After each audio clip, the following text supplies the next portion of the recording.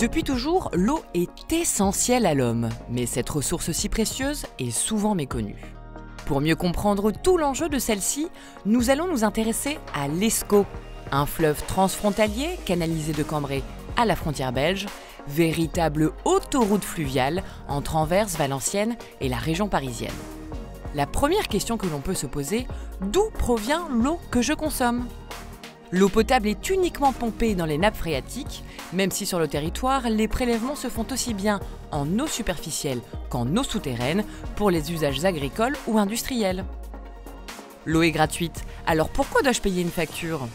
Pour que l'eau puisse arriver jusqu'à notre robinet, plusieurs étapes sont indispensables.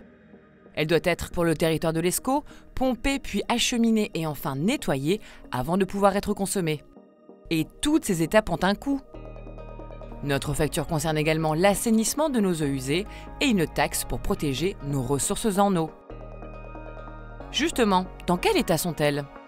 Le territoire est constitué d'un réseau dense de cours d'eau, de milieux humides, forestiers et de terris. Un large éventail de paysages qui cependant est menacé. En cause notamment l'urbanisation et les pratiques agricoles.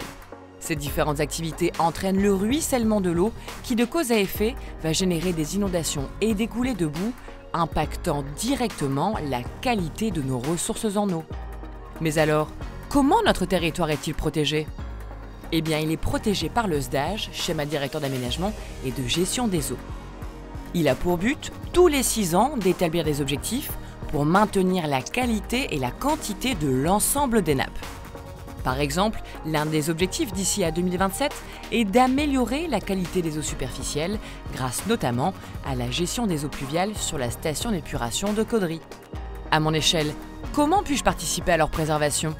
C'est très simple, il suffit d'adopter de bonnes habitudes à la maison en limitant par exemple l'utilisation de produits chimiques ou en installant un dispositif pour réutiliser les eaux de pluie.